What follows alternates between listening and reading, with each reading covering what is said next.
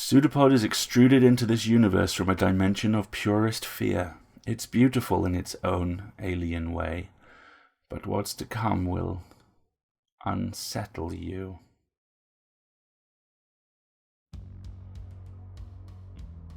PseudoPod, episode 829 for September 23rd, 2022. We've All Gone to the Magic Show by Todd Kiesling.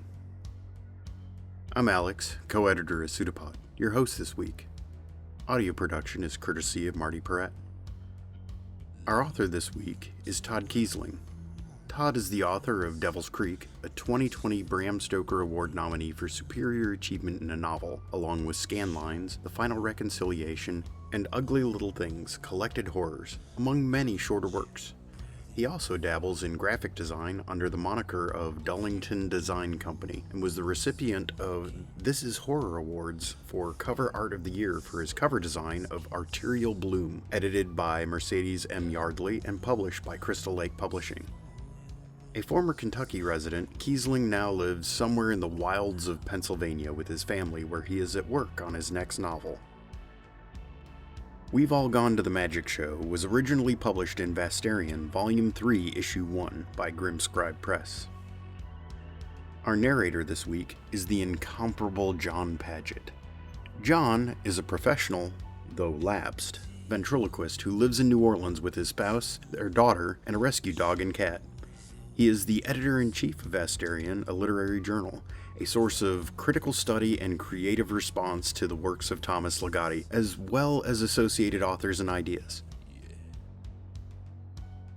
Paget's first short story collection, The Secret of Ventriloquism, was named the best fiction book of 2016 by Rue Morgue magazine. John has work out or forthcoming in Weird Fiction Review, Pseudopod, Lovecraft E-Zine, Xenoibus, and the anthologies A Walk on the Weird Side, Wound of Wounds, Phantasm Chimera, For Mortal Things Unsung, and Ashes and Entropy. Now, we have a story for you, and we promise you, it's true.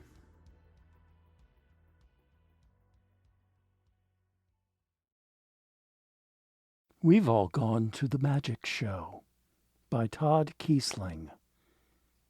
Narrated by John Paget. Earlier this summer, word spread around our town that the magic show's doors were open. Swollen and strained timbers that once barred the entrance were found scattered about its front stoop among a pile of last year's dead leaves. The double doors, famously ornate from a lavish bygone era, stood half open and offering.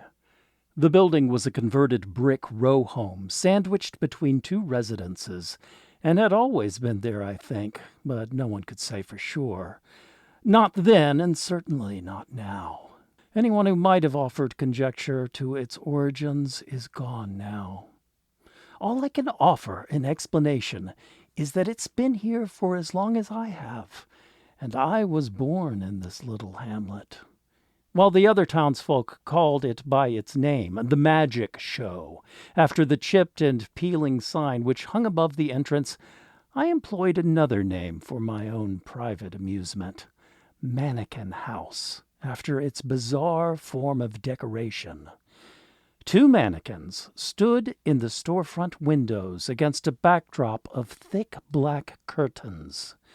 The figures were often shrouded in patchwork garb to reflect the season or holiday, from bathing suits and sunglasses on the 4th of July to jeans and sweaters for fall.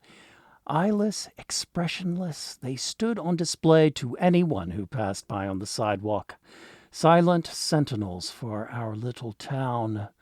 To new residents and tourists, the storefront offered nothing more than a curious mystery and a general eeriness inherent in the presentation. Just who maintained the storefront windows? And why was the entrance boarded up? Being the town librarian afforded me plenty of time to speculate, and the building held my fascination for far longer than I care to admit. There were no records of its construction or ownership, even in the extensive collection of historical records housed in the town library. The oldest map of our town, dated the same year as its official charter, depicted the structure along with its neighbors. Photographs from the late 19th century revealed its presence there on Main Street. The weathered sign in full display, with dressmaker mannequins standing proudly in the windows while horse-drawn carriages occupied the foreground. Even then, the front doors were barred to the public. The magic show has always been a part of this town, a malformed limb from the womb without purpose or promise. And yet to sever one from the other would drain the life of both. As an insomniac, I enjoyed nightly strolls through our little town. Every night when I walked by the old building, I stood on its front steps and knocked between the wooden slats. It was a hobby I'd adopted when I was a child, when kids were free to roam after sunset.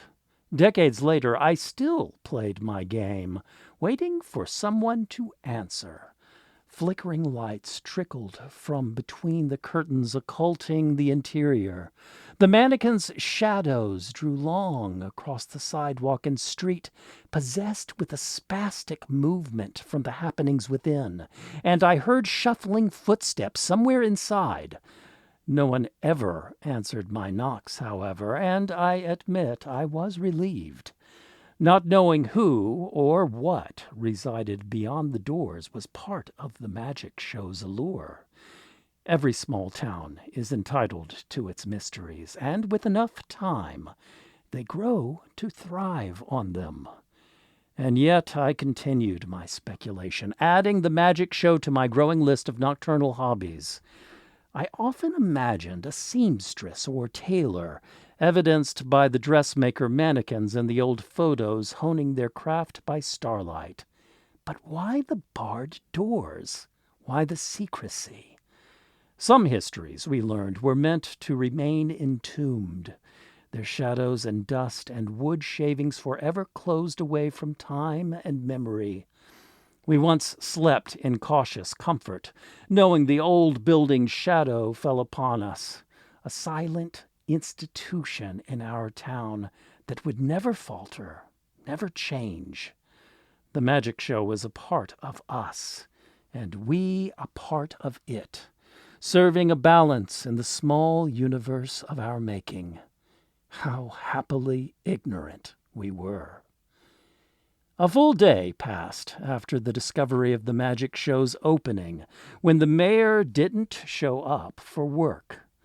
My neighbor across the street, Tina Wood, worked as a clerk in Mr. Taft's office, and she relayed the details to myself and the Kirkland family next door. "It's not like John not to show up," she told us, "especially on today of all days. He was supposed to review the planned eminent domain proceedings." She stopped herself, but the secret was out. Brian Kirkland prodded her for more information. "You can't leave us hanging, Tina. Come on. What eminent domain proceedings?" "Well, you know their plans to revamp Main Street? There was a private meeting after the city council adjourned last month." "The magic show," Brian said. "They're really going to tear it down." Huh. He looked at me and shrugged. "Guess that explains why the doors are open now." When he asked if we'd ventured downtown to have a look inside the dusty building's carcass, we both shuffled uncomfortably. The structure had sat silent and inert for so long that we revered it on an unspoken level, a quiet totem to a long-forgotten god, erected so long ago that no one remembered its purpose or creator. There was only the structure, its old bones, and its darkened maw pried open for all to see. I shook my head. "No, I haven't gone down there. Been too busy with the library." "I hear that," Tina said. "Robbie went down there this afternoon to look for Mr. Taft. I expect he'll tell me all about it when he gets home."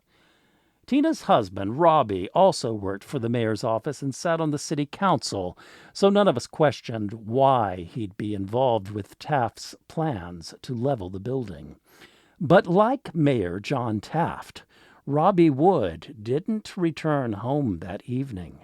His old pickup truck was found parked in the gravel lot behind the magic show, next to Mayor Taft's new Audi. Calls to their phones went unanswered. I awoke to screaming the next morning, and after hastily dressing myself, I joined Brian on the curb in front of the Wood residence. Tina sat crumpled on her porch steps, weeping hysterically into her hands. Brian and I exchanged glances as we approached her, and in that moment I stumbled over something in the wet grass. Confused, I looked down and gasped. A beige arm lay in the grass along the sidewalk. The appendage was smooth, the grain barely present, and stretched from a set of carved fingertips to the elbow. A round metal nub protruded from the flattened end. I stared for a moment, puzzled by its presence on Robbie and Tina Wood's front lawn. "Tina?" Brian said, kneeling at her side. "What's wrong?" She pulled her face away from her hands, revealing two swollen and bloodshot eyes, and pointed to the other side of her porch. There's more of him over there." I followed her hand and spotted a large mass collapsed in the corner of the porch. The mannequin sat in a heap against the porch railing, one wooden leg stretched out with its foot tilted to the side. The other was curled backward, partially hidden beneath the bulk of the torso. The left arm was missing just above the elbow, and the right hung limply, with its hand turned palm up in offering, the fingers clasped together as though holding something. Its head was missing, the mannequin's neck a smooth oval stump. I ran my fingers over it. "Shh, Tina, just tell us what happened." Brian met my eyes, and I shrugged in reply. I didn't understand this any more than he did. A few more minutes passed before Tina collected herself, and by then Brian's wife, Elizabeth, had joined us. She took his place to comfort the poor woman. When she was ready, Tina pointed to the flower bed alongside her house. "His head is over there. I think it rolled behind the rose bush." She swallowed back her tears and phlegm, snorting for air. "It looked just like him, and when it reached for me, I panicked. You know, I took those self-defense classes last year, and I just... More tears. I stepped into the flower bed and carefully pulled back a stem of blooming roses. There was something back there, hidden in the shadows and mulch. I looked away, was about to call for Brian, but Tina's cries had drawn the attention of our other neighbors on the block, and he was relaying the findings to them. Instead, I knelt and reached for the round shape. What I pulled into the light gave me a start, and I recoiled in shock. Robbie Wood's head peered up at me, his eyes wide with glee, his mouth a concave indentation that curled up at its edges, smiling the biggest smile in the world. His face was painted eggshell, his cheeks the slightest hint of rouge. Whoever had carved this eerie facade depicted Robbie as a smiling, laughing idiot, with nary a care in the world. I stood and looked back at Tina, unsure of what to say. What could I say? That this was a sick joke? Rationally, I wanted to suggest this was a prank, but I held my tongue. She must have sensed my disbelief, because she held out her hands in frustration. "When my doorbell rang this morning, I thought maybe it was him or even the police to say they'd found him, and instead it was this thing that only looked like him, and he was holding this." She opened her hand, revealing a crumpled piece of parchment. I took it from her and smoothed it out, revealing a curled and ornate script that simply read, "You're invited to the magic show." The incident at Tina Wood's home was not the only one to occur.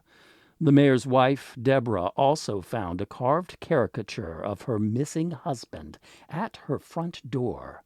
The effigy of John Taft possessed a similar gleeful smile and bright eyes, and the same invitation hung by gold thread from its carved fingers.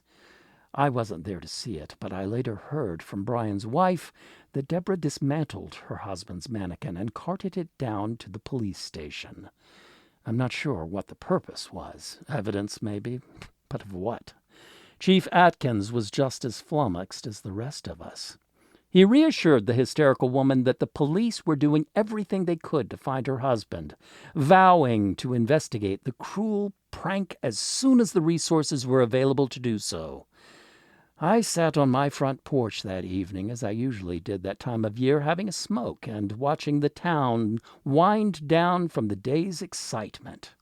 Brian and Elizabeth stopped by for light chatter and drinks, but I feigned fatigue and a headache and wished them a good night. They left me to my devices, retiring soon after the street lights flickered on, and soon I was left alone in the dark with nothing more than my pipe and my thoughts. The Wood household remained dark except for the front porch light, which Tina had no doubt left on in case her husband returned. I hoped for the best for the poor woman, but deep down I knew better. I think she knew, too. Deep down, maybe we all did. The magic shows opened doors, and the disappearance of two prominent men in our community could not be a coincidence. I thought back to the prior evening's conversation about the mayor's plan to declare eminent domain and level the old building. I thought of the fluttering shadows of someone moving beyond the curtains of the magic show's windows, something I'd witnessed on so many midnight strolls. "You're invited to the magic show," the invitations read, and I wondered what awaited beyond that dark threshold. I wasn't alone in my wonder. I'd finished my pipe and was about to begin my nightly walk when Robbie and Tina's porch light blinked out. The loss of light was so sudden that I held my breath, and while I listened to my beating heart and the symphony of crickets in the air, Tina Wood stepped outside and locked the door behind her. If she saw me watching, she gave no sign. She stood at the porch rail, surveying the neighborhood.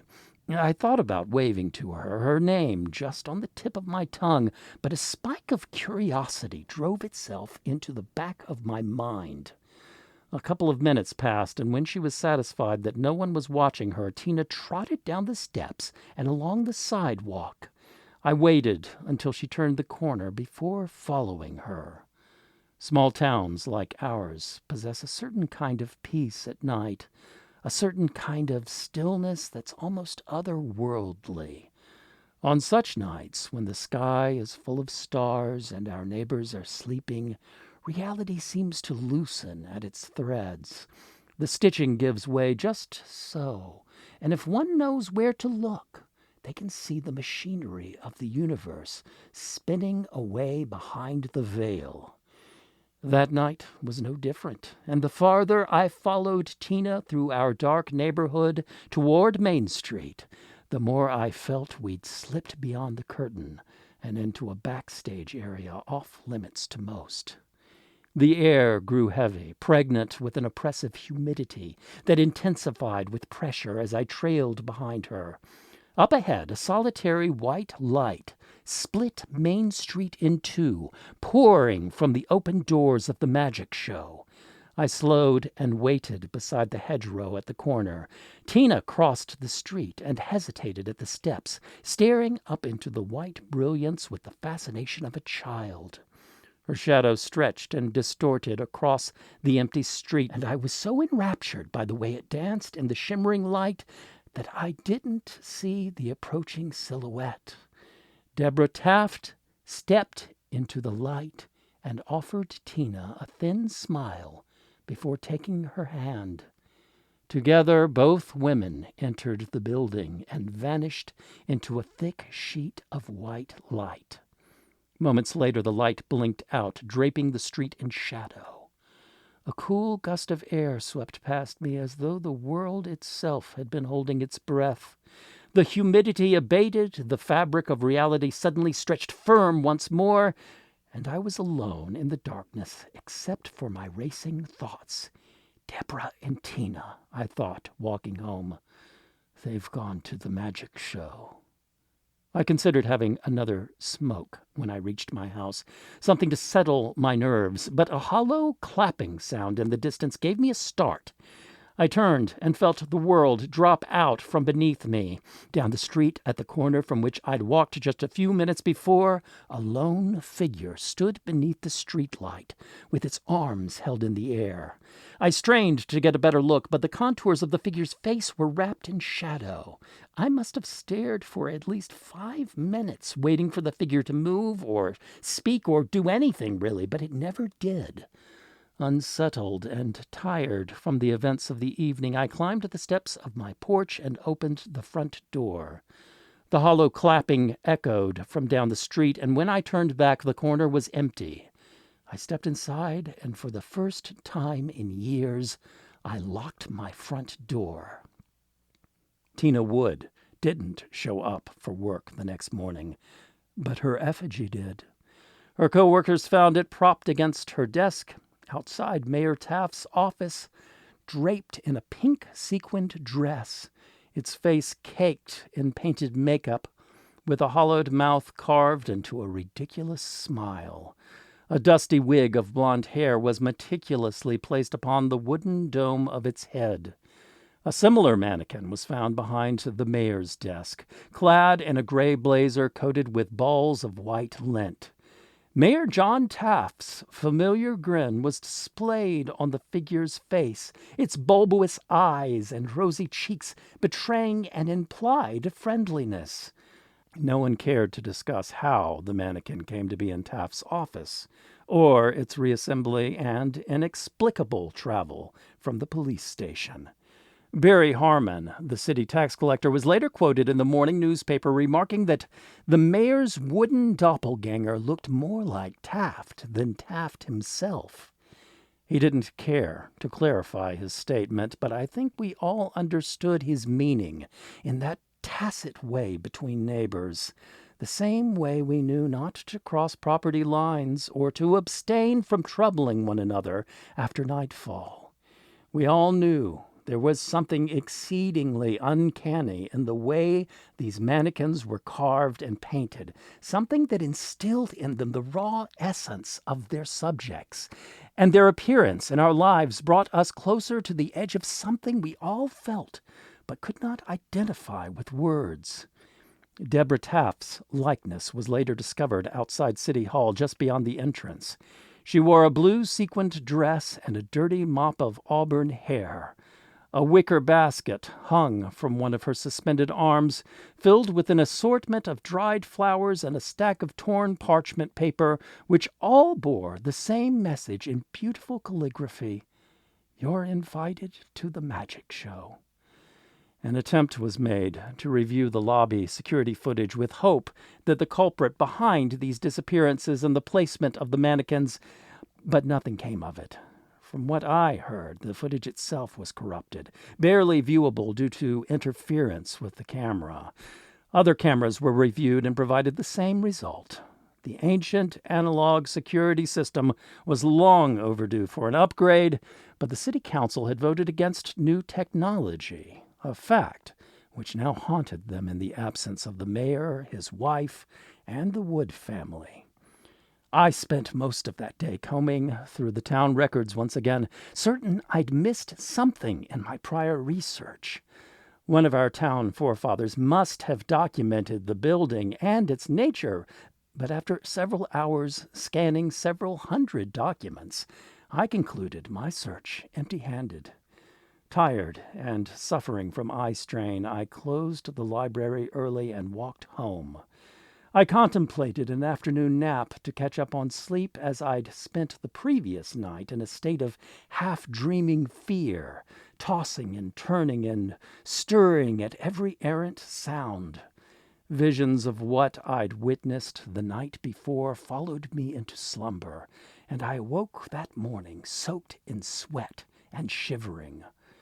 Home again, I checked my mailbox for the daily delivery and found only a folded scrap of paper. I recognized the torn edges and roughed texture, recalling the way Tina handed her invitation to me the day before. I wadded the paper into a ball and tossed it into the street unread. Brian's knocking on my door woke me from my nap, and I joined him on the porch. Elizabeth stood in one corner, nervously chewing at her thumbnail. I asked him what was wrong, and he replied by handing me a pair of folded papers.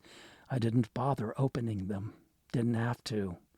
"Tina isn't answering her phone," Elizabeth said, "and she's not answering her door.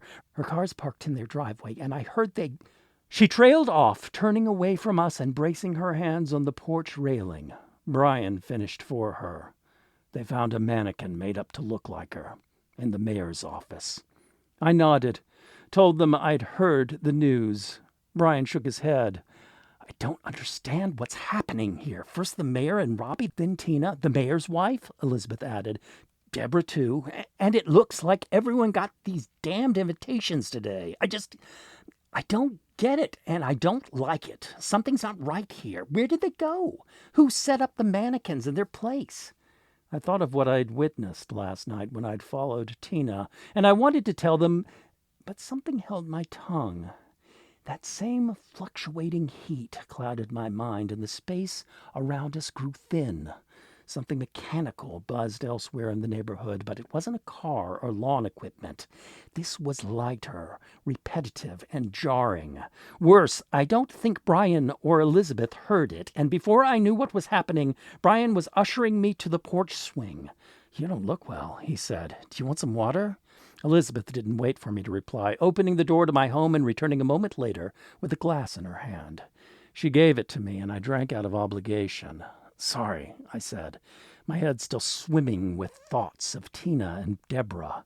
I gulped more water and returned the folded paper to Brian. "Maybe they accepted the invitation. Maybe they've gone to the magic show?" Brian crumpled the pages in his fist. "None of this makes sense. What the hell is happening to our town, man?" "Morbid curiosity," I wanted to tell him. Instead, I thanked Elizabeth for the water and offered an empty platitude to soothe their concerns.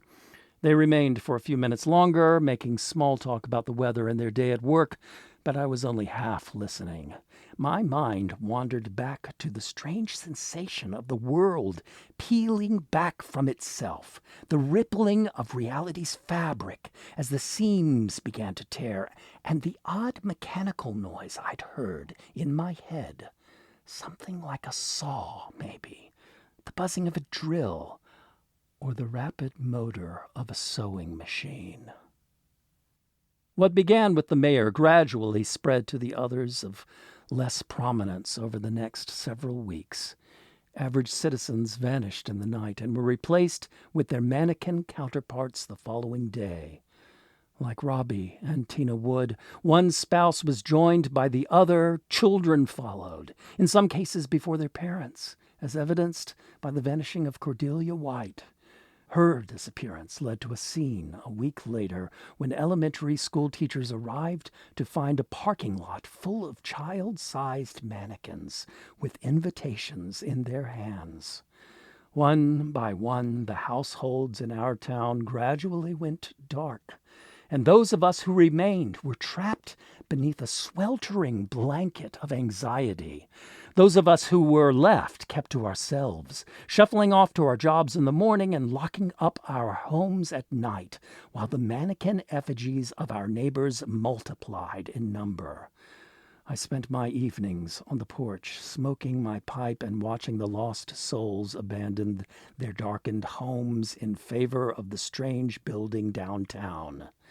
In those final days, I gave up my nightly walks. The mannequins unnerved me so, and I couldn't bring myself to visit downtown anymore, not after I'd watched Tina and Deborah venture inside the magic show. A part of me wanted to continue my ritual of knocking on that door, but I was too afraid someone would answer. Such a fear spoke to the overall anxiety permeating our town. The magic show was obviously the origin of the vanishings and replacements of our neighbors, but to address the situation meant confronting whomever resided within its walls, and none of us were brave enough to face the prospect. Early one morning, while I was preparing my breakfast, Brian knocked on my door. I greeted him, offered for him to join me, but he declined. "I can't. That's why I stopped by." I wanted to let you know me and Elizabeth are leaving town. We don't want to be here when whatever's happening comes for us." I thought of mentioning he'd already received the invitation, but decided against it. He was panicked, and he held his hands at his sides to hide their trembling in hope I wouldn't notice. "You can come with us. In fact, we'd like for you to. Elizabeth and I talked about it. We know you don't have any family here. It's just you and this lonely old house. Why not come with us? I don't think I could stand it, knowing I'd left you here to be..." He trailed off, leaving the outcome unsaid. We both knew what would happen eventually, sooner or later. Probably sooner. "I appreciate that," I told him. "Give me the day to think it over." "That's fine, but don't take too long. We're leaving as soon as Elizabeth comes home from work this afternoon. I took the day off to pack our things." "Fair enough." I saw him out, waiting until he'd left my yard before closing the door. I'd like to think he knew I'd already made up my mind to stay. This was my home, and in some ways, my town. I liked it here, liked the scenery, the peace and quiet. Although the mannequins and the vanishings unsettled me, I had to admit I enjoyed the solitude. I would miss Brian's company, though. He and Elizabeth were always good neighbors to me. The morning bled into the afternoon, and I wasted the hours dozing on my sofa. My dreams were scattered and frantic, haunted with visions of mannequin parts and bolts of fabric, culminating in a furious pounding and shouting that wrenched me from slumber with a start. Disoriented, I sat up and waited for a chill to pass over me. The pounding continued, rattling the walls. "Need your help! It's Brian! Please!" I staggered to the door. Brian's pale face stared back at me. Beads of sweat bled down his forehead. "What is it? What's wrong?" "Elizabeth," he said between gasps for breath. She's gone to the magic show." Brian was a gibbering mess by the time we got to his car, and from what I could make out of his panicked stammering, Elizabeth hadn't called him on her way home. Calls to her phone went to voicemail, and after an hour of growing panic, Brian left a note and went for a walk to calm himself. He'd spotted her car, parked across the street from the magic show, and that's when he'd raced back to my home. "I don't understand," he said, more to himself than to me. I climbed into the car and strapped myself in. She said she had no desire to find out what was inside the building, but..." He started the car and backed into the street. In my evening observations, watching our own neighbors wander along the sidewalks toward downtown, I'd noticed the fear in their eyes, the anxiety shrouding their faces. There was a morbid curiosity inherent in all of us, a deathly instinct that wouldn't leave something as incomprehensibly intelligent as the magic show alone. But to tell this panicked, grieving man such a thing would be pointless. And I kept quiet, watching one street turn into the next. Minutes later, we arrived downtown and parked behind Elizabeth's car. The magic show lights were on, its doors standing open. We were expected, a concept which gave me pause. But Brian Kirkland would not be dissuaded. He left his car door standing open as he raced across the street, up the short set of stairs, and disappeared into the building. I heard his voice echo from within, calling his wife's name, a sound that drove a shiver down my arms. Standing before the old building, I felt infinitely smaller, reduced to the essence of a child when I would playfully knock on its closed doors.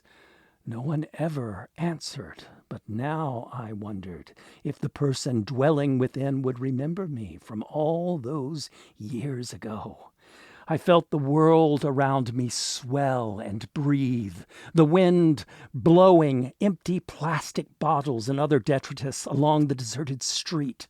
Reality shimmered and shifted, revealing the threads and stitching beneath which held everything together. And in that moment, the mannequins standing in the windows turned toward me, their rigid arms articulated up and out, extending chiseled fingers to the glass where they tapped erratically. The painted, grinning faces of the mayor and his wife stared back at me, welcoming me inside.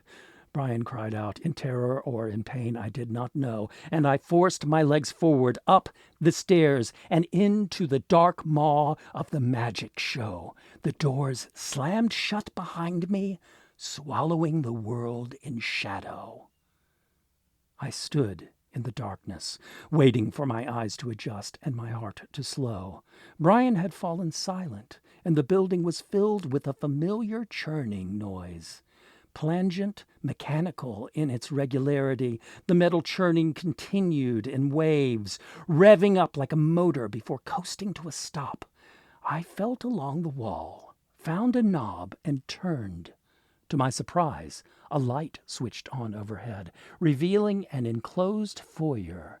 A bench stood in one corner, populated with discarded boots, overalls, and other workwear. Opposite the entrance was another door. I opened it and called out Brian's name. My voice echoed across a vast expanse that caught me off guard. I'm not sure what I expected to find.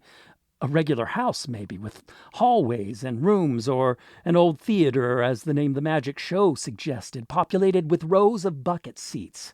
Either one could not be further from the truth, and I sensed the nature of this enigmatic space as I crossed the demarcation. A wide, empty room opened before me, illuminated with flickering gaslight sconces along the walls, while more modern lighting hung from the ceiling at various workstations scattered along the floor. I marveled at the size. Certain the building I knew so well from the exterior could not possibly contain such a space. A series of tables stood in the center beneath a wide circle of light, pushed together to form a massive surface on which someone had erected a model town in Lilliputian scale. To my right was all manner of woodworking equipment, from belt sanders and lathes to a variety of table saws and blades. Fragments of miniature houses and wooden figures lay strewn along a work table. Scattered along the floor were mounds of wood shavings and sawdust, imprinted with a series of crisscrossing footprints. Beyond the model town display stood an army of mannequins at the opposite end of the vast room. Faceless males and females, adult and child alike, were clad in the efforts of an apprentice tailor. They encircled a small table, and it was there I saw the source of the churning noise, filling the space, my head spinning the world away in stops and starts. An antique sewing machine sat on the table, its foot pedal swiveling forward and back from unseen pressure, while the machine's rotor churned the needle up and down. A dark panel of fabric slid through the machine, fed from an unseen bolt in the shadows above. I waited for a pause in the machine's cacophony and called out Brian's name. He did not answer. As I approached the latter half of the room, I noticed a black top hat just to the side of the sewing table and knelt to retrieve it. Hidden beneath the hat was a small wooden man, carved with meticulous precision down to the curls of hair and trimmed fingernails. Even without paint, I recognized the stark features of my friend. I walked back to the model of our town and placed Brian in his front yard next to Elizabeth's grinning effigy. Out of curiosity, I removed the roof of City Hall and peered inside, satisfied to find Tina behind her desk and Mayor Taft governing from his office. Across town, at the other end of the table, Deborah Taft admired an arrangement of painted flowers in her backyard. Robbie Wood stood beside his truck, which was parked behind the miniature magic show. Faceless effigies stood in the storefront windows against a backdrop of painted curtains. Dim light flickered from beyond the open doors, and just up Main Street, I spotted a small gang of children racing along the sidewalk. Satisfied with their placement, I returned to the sewing table and examined the top hat. A small piece of parchment was tucked into the white band along the rim, and I plucked it free. Deed of sale, it read. Ownership of the magic show. I skimmed the legalese, reading as far as my name before tucking the paper into my pocket. I already knew the contents by heart. Of my many hobbies as a child, model building was my favorite. The precision of creating something to scale, painting it to reflect its source, and tailoring clothes to fit the people who would live in this illusion I've created were all things I enjoyed in my youth. The precision and the phantasm in which we live, the show in which we perform, and the burden of curiosity we bear. When I placed the hat on a nearby mannequin, the last shred of fabric slipped through the sewing machine, and the metal parts ceased their churning. I followed the sheet with my eyes, watching it slide upward along the wall and into the shadows above. Toward the center of the room, the rippling fabric slipped along the wall and to the floor like a large black curtain.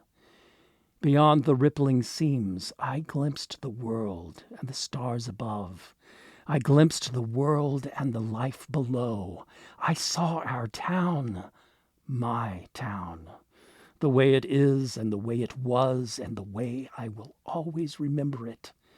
The library and City Hall, my house, the woods across the street, and the Kirklands next door. Our neighborhood, lit by lamplight and encased in shadow. Along Main Street, a group of children raced along in the dark, daring one another to knock on the front door of the magic show. I took a seat at the sewing table, marveling at the display of my fantasy beyond the curtain, and spotted several leaves of parchment tucked beside the machine. The headline read, Instructions. Hesitant and trembling, I took the first page and read its opening lines. Earlier this summer, word spread around our town that the magic show's doors were open. And I came to understand the nature of this illusion I have created. I would return to repair the torn seams of this world, but now there is someone knocking at the door, and I am too afraid to answer.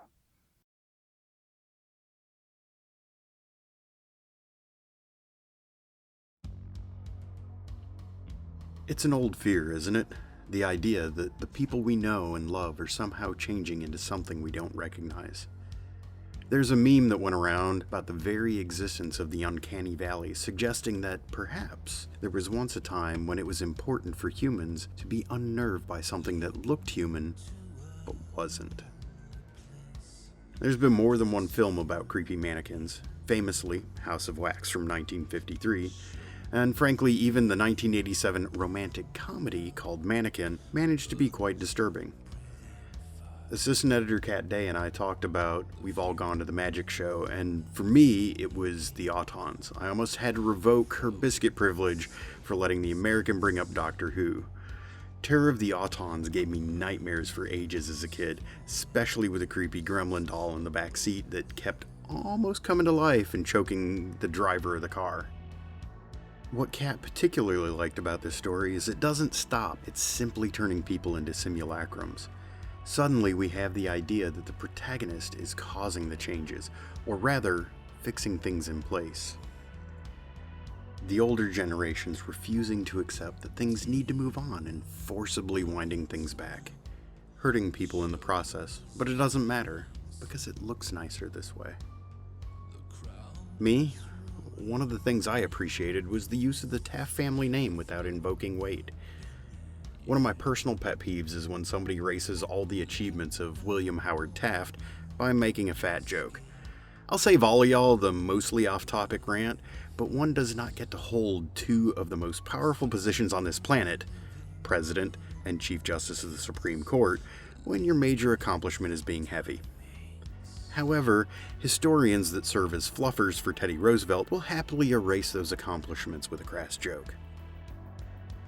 To steer us slightly more on topic, the strict constructionist Chief Justice Taft would remind us that the Fifth Amendment of the Constitution limits the power of the government to seize property without due compensation. We've All Gone to the Magic Show is a cautionary tale about the overreach of bureaucrats who want to exercise eminent domain to redevelop blighted properties. Sometimes the cost is more than the societal benefit. Todd Kiesling has this to share about the story. Magic Show is about a real place about a block away from my house. It's in an old building sitting on the main street of my little town with 2 large display windows in the front. A former store of some kind that's been since converted into someone's house. Here's the weird thing. They still keep mannequins in the display windows and dress them up for a season or holiday. I wanted to know why, but also thought it would be more fun not to know. The end result is an homage to Ligotti's The Town Manager and a meditation on how life's little mysteries are often better unexplained. We're adept at creating our own mysteries, in our own secret ways, and we often get lost inside them. Like the protagonist, when reality comes knocking, we're all too afraid to answer. Todd also said that he wanted to write a weird story about creepy mannequins, and who can't appreciate a weird little story about creepy mannequins? If you enjoyed this story, please go check out Thomas Ligotti's The Town Manager, which you can find here on PseudoPod as episode 605, narrated by Captain Christopher Pike.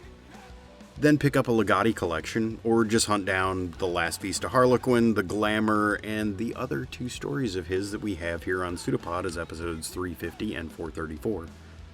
Then grab The Secret of Ventriloquism by John Paget. And then go pick up one of the excellent books by Todd Kiesling, such as Devil's Creek or Ugly Little Things. While you've got your wallet out to buy books, why not head over to pseudopod.org and click on Feed the Pod to help keep our mission here going. There's a handwritten note in your mailbox with our web address, a reminder, and an invitation. PseudoPod is a part of Escape Artists Incorporated and is distributed under a Creative Commons Attribution Non-Commercial No Derivatives 4.0 International License. Theme music is by permission of Anders Manga. PseudoPod knows that life is a nightmare that leaves its mark upon you in order to prove that it is, in fact, real.